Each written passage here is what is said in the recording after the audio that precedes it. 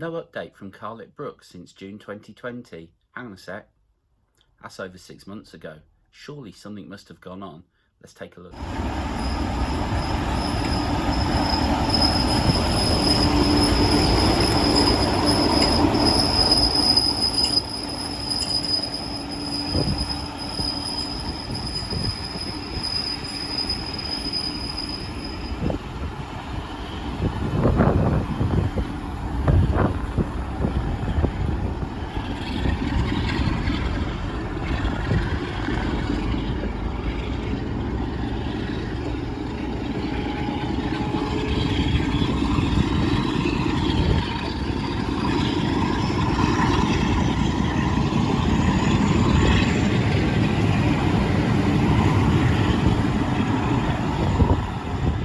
I'm Rob, welcome back to Carlettbrook. It's hard to think back that 12 months ago I was just constructing the main boards for the middle layer. In the June update, trains were running as the tracks had been completed and virtually all the electrics were done as well. I've achieved quite a lot since the last update, so rather than creating an update which is going to be in excess of 30 minutes, what I've looked to do is to create a part 1 and a part 2 into more bite-sized pieces. In part 1, what I will show you is some of the electrics that I used to actually control the upper part of the layout, and then looking at the new Carlettdale Preserved Line Terminus station and the scenery and how that's been progressing. Here in part 1, we'll take a look at some of the electrics I've used for the top level itself, and some running shots. Part 2 will be updates on the rest of the layout of what's been happening, plus also there will be a driver's eyes view coming from the lower storage levels all the way up to a new stone railhead facility. So for the power distribution for the top level, what I've used are these Brimble Components power distribution boards. Their catalogue number is CN Charlie November 169. 6 switch individual for power distribution. Each switch can take a positive and a negative output at the back of the actual switches. There is a master switch to control the actual input and also a fuse to protect the whole board. On the left hand side, you can actually take the power feed out from here onto other boards, which I have done. Unlike the control panel for the lower level, which has an awful lot of complexity, which I built from scratch, covered in previous videos, here I just wanted simplicity because I don't have a lot of room to do all of this and basically wanted something that's easy to use. The LEDs give an indication if power is on, so we can see here where the green light is indicated, and if I switch the actual DC input the other way, as you can see now, they're indicating red, that we have power going the opposite way round. Not only have I used this for track isolation, but I've also used this for controlling the lights that I've put in on this upper level for the signals, the station buildings, the signal boxes, etc. In total, with the main level and also this upper level, I have used 7 of these and 1 for the actual lights as well. So very happy, great service, really quick and thoroughly recommended. To control the points that come from the lower storage level onto the main layer, what I've used here is again Brimble Components point motor switch with indicator. Their code for this is MR Mike Romeo 322. And as you can see here, I've wired it up so that you get an indication of when the points are set straight through. And there I've now just switched the point, indicating that it would be going to the lower level, and now the indicator's gone red so it remembers where you are. Switch it back and there we go again. This I found really useful for knowing the indication of points without having to create a very complex control panel. At the moment, the only points I really need to know which are set either way are the set controlling this. And a quick glance over as I'm controlling the layout, I can see the green or the red, and instantly I know the direction of the points.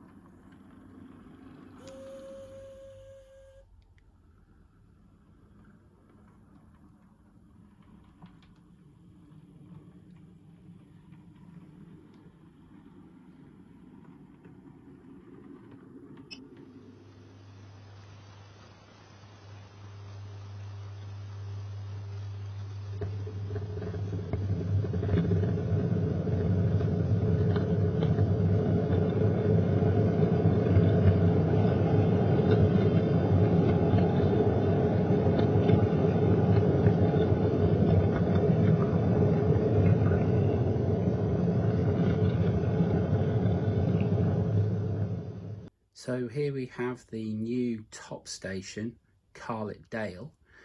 This is set to be the terminus of a preserved line. A short terminus holds about 3 coaches, etc.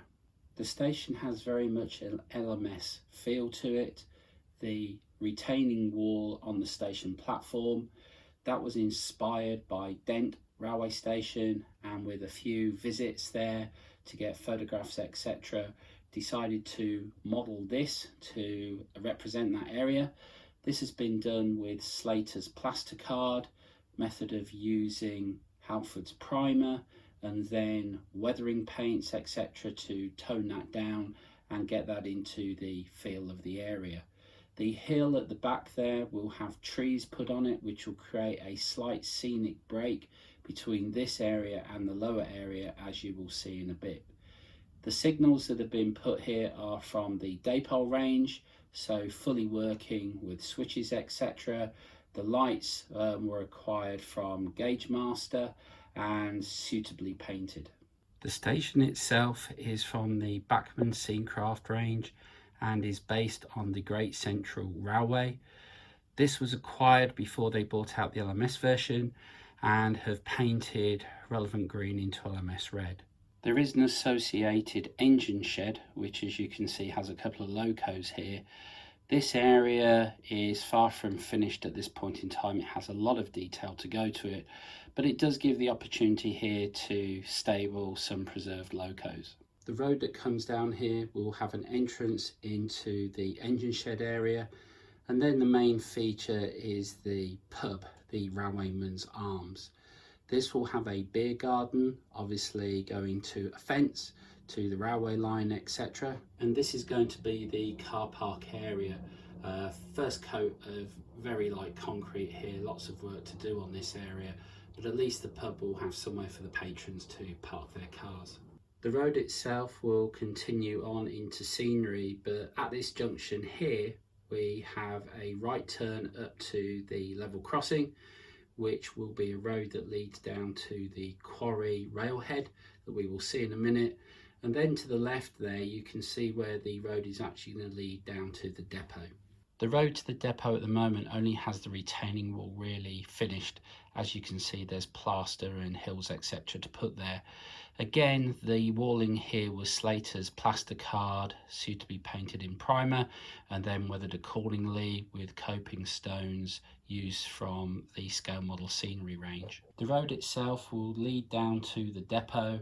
There's a lot of work to do here. Well, put it another way, work hasn't really started, as you can see, but to enable this area to progress, it was important to get the roadway in its base form completed. One of the things I wanted to do with the depot approach road was, as that retaining wall comes down, was do the inside as well. Again, this was achieved just by using slight offcuts of the actual Plasticard, but putting it to this side of the wall. Doesn't need to go all the way down, but obviously that will give the effect, as well as it curves along, of seeing how the wall goes through. The preserve line itself will disappear into a single bore tunnel, which will go off to a very small fiddle yard, but give the impression that obviously the line goes off to a main terminus somewhere else. What I've also put in here are the 2 tunnel entrances, the twin bore on the right and a single bore on the left. The actual tunnel portals, they are from the Bachmann Scencraft range. They took a lot of research until I was happy with the style. The ones that are in place now I think work pretty well. To supplement that, retaining wall has been introduced.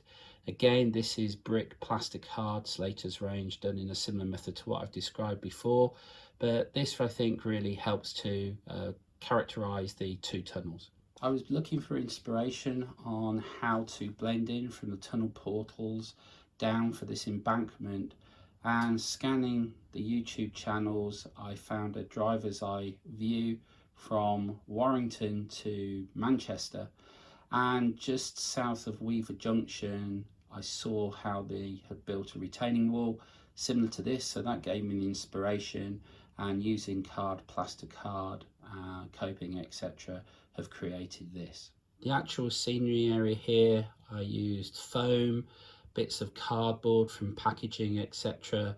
Then the method I've used so far is putting plaster cloth on top of that, followed by a thin skim of plaster itself, and then building up with bases of woodland, ground, scenic paints, and then the actual static grass itself, following off with foliage, etc.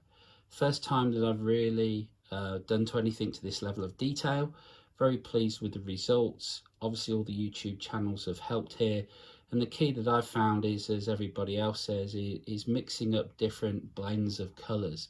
If you actually look in the real world, nothing scenery wise, landscape wise has the same colour.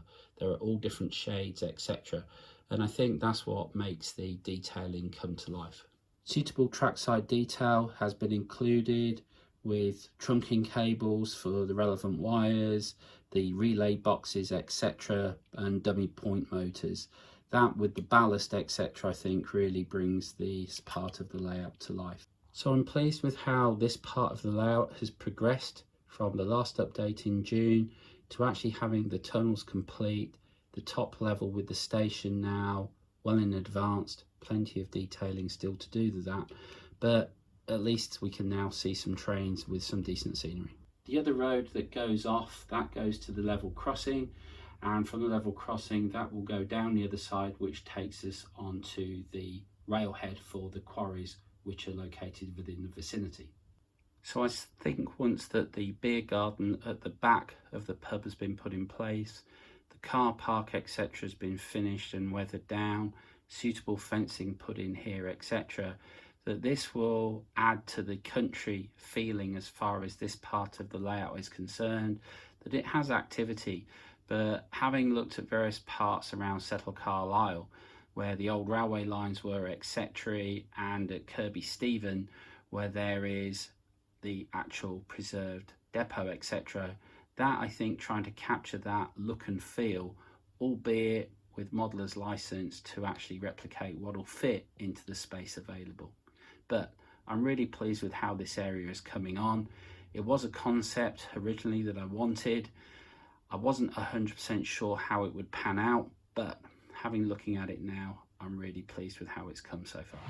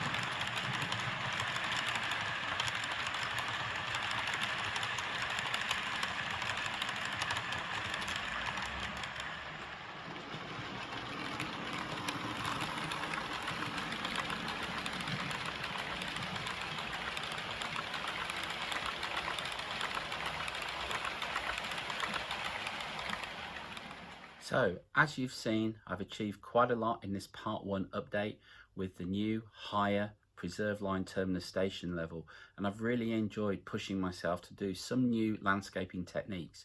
There's still more work to do, as could be clearly seen. But what I'd like to do is just give a shout out to Jacob, who's one of the younger modelers who I know watches the channel. Hi Jacob, and I hope this inspires you and all others to take on, create a layout and develop your skills. And just remember, it doesn't matter where you start, we all have to start somewhere.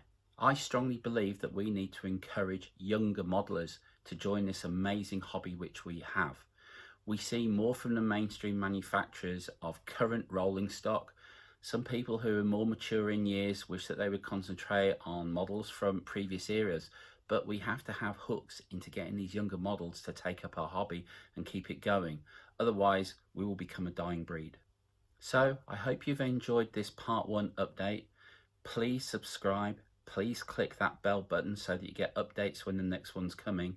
The next one I hope to have out in just over a week, so you won't have to wait too long to see part 2 of the update. But I'd just like to thank everybody for watching. I hope you all stay safe and keep modelling. See you soon. Take care.